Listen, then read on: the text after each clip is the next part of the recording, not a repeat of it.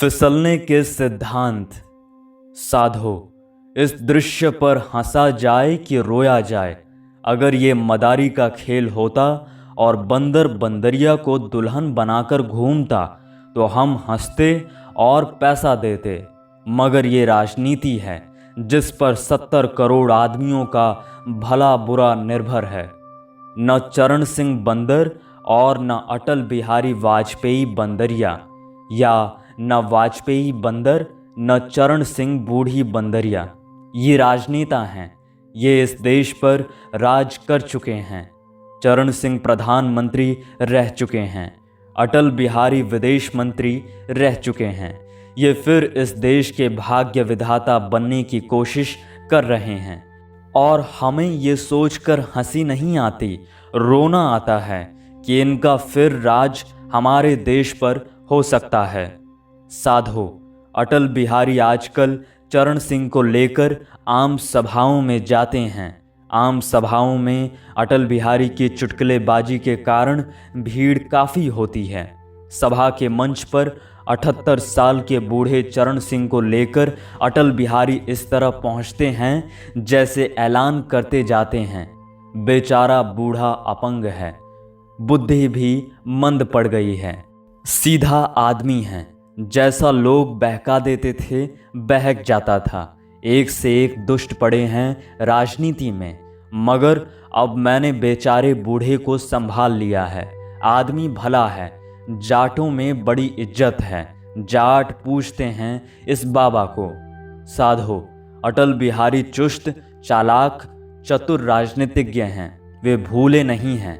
इसी आदमी ने आरएसएस का विवाद उठाकर जनता पार्टी तोड़ी थी और देवरस की उस घोषणा को झूठा कर दिया था कि 2.5 साल में जनसंघ सरकार पर कब्जा कर लेगा, यानी अटल बिहारी प्रधानमंत्री होगा, हमारा स्वयं सेवक। वाजपेयी को याद है, वो इस बूढ़े को निचोड़ने की कोशिश में हैं, जिससे इसका रस जाट वोट ले लें और इसे मरे शेर की खाल की तरह भूसे से भरवा कर रख दें। तब जाट उसके दर्शन करें और अटल बिहारी के ब्राह्मण चरण छूकर उन्हें वोट दें। साधो, चौधरी ने सार्वजनिक बयान दिया है, मैंने राज नारायण के कहने में आकर तब जनता पार्टी तोड़ दी थी। राज नारायण ने मुझे बहका दिया था। अगर मैंने तब वाजपेयी जी की बात मान ली होती तो जनता पार्टी नहीं टूटती।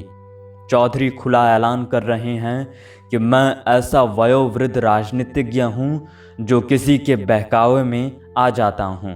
इसका एक अर्थ ये भी है कि इस बार मैं वाजपेयी के बहकाने में आ गया, फिर गलती हो गई। खैर, मैं गलती सुधारता हूं। भारतीय जनता पार्टी से संबंध तोड़कर 5 पार्टियों के मोर्चे में जा रहा हूं। राज नारायण का कहना मान लेता तो इस बार आरएसएस के चक्कर में नहीं पड़ता। साधो, राज नारायण तब जानता था कि चौधरी बिना प्रधानमंत्री हुए रहेगा नहीं और जनता पार्टी के तोड़े बिना ये प्रधानमंत्री बन नहीं सकता। इसके साथ ही इंदिरा गांधी का समर्थन लेना पड़ेगा।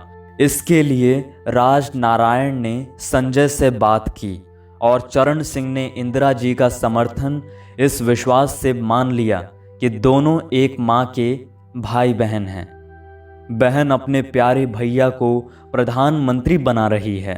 सब जानते थे कि इंदिरा गांधी मझधार में डुबाएंगी, मगर चौधरी तो भारत के प्रधानमंत्रियों की लिस्ट में अपना नाम लिखाना चाहते थे। राज नारायण ने चरण सिंह की इच्छा ही पूरी की थी। साधो, जिसे जोकर समझा जाता है वो बड़ा काइया राजनीतिज्ञ है, जो हंसी हंसी में चरण सिंह का कुत्ता बन गया था, फिर हनुमान बन गया था, फिर प्रमोट होकर लक्ष्मण हो गया था। वो चमत्कारी पुरुष जिसने विंध्येश्वरी देवी की पूजा की थी तो हफ्ते भर में देवी के आभूषण चोरी चले गए थे। वो जादूगर सिर पर लाल कपड़ा बांधे दाढ़ीदार ठुड्डी को छड़ी के बेंट पर टिकाए काइयापन से देख रहा है सब कुछ। हनुमान कौन सी कुलाच लेगा इसका कुछ ठिकाना नहीं है। और चरण सिंह को पार्टी बदलने में 1 सेकंड लगता है। पूरी जिंदगी उनकी पार्टी बदलते निकल गई है। अभी चौधरी भारतीय जनता पार्टी के गले में हैं, पेट में नहीं गए। कहावत है, जाट मरा तब मानिए जब तेरे ही हो जाए। हनुमान राजनारायण अपने राम को अहिरावण की कैद से छुड़ाकर फिर कंधे पर बिठाकर ला सकता है। अटल बिहारी गले पर मजबूत पट्टी बांधे रहें, चौधरी कहीं गला फाड़कर न निकल जाएं। साधो, अब चंद्रशेखर के संयोजकत्व में 5 पार्टियों के गुट का हाल सुनो। चंद्रशेखर ने बहुत अच्छी बात कही है कि अब व्यक्ति की राजनीति नहीं, कार्यक्रम और सिद्धांत की राजनीति होनी चाहिए। चंद्रशेखर ने कार्यक्रम घोषित भी किया है। दोनों कम्युनिस्ट पार्टियों ने समर्थन भी किया है, कुछ कार्यक्रम और सुझाए भी हैं। ये वामपंथी मोर्चा बन सकता है, मगर ये जानते हैं कि हम दिल्ली में अपने दम पर सरकार नहीं बना सकते। महाराष्ट्र में शरद पवार को अपने को जमाना है, कोई राष्ट्रीय क्रांति नहीं करना है। उन्हें जमाने में भारतीय जनता पार्टी सहायक हो सकती है। उन्हें कार्यक्रम से क्या मतलब? रतु भाई अदानी को माधव सिंह सोलंकी से लड़ने के लिए किस कार्यक्रम की जरूरत है? साधो, अटल बिहारी जानते हैं कि उनका मोर्चा दिल्ली में अकेला सरकार नहीं बना सकता। चंद्रशेखर का मोर्चा भी ये जानता है, इसलिए कार्यक्रम पर आधारित कछुए की राजनीति चल रही है। धीरे धीरे कछुए बढ़ रहे हैं। अटल बिहारी कहते हैं, हमारे द्वार खुले हैं, हमारा गांधीवादी समाजवाद कार्यक्रम है। इधर अगर अखबार की रिपोर्ट सही है तो चंद्रशेखर ने कहा है, अगर आरएसएस वास्तव में सांस्कृतिक संगठन है तो भारतीय जनता पार्टी से समझौता वार्ता हो सकती है।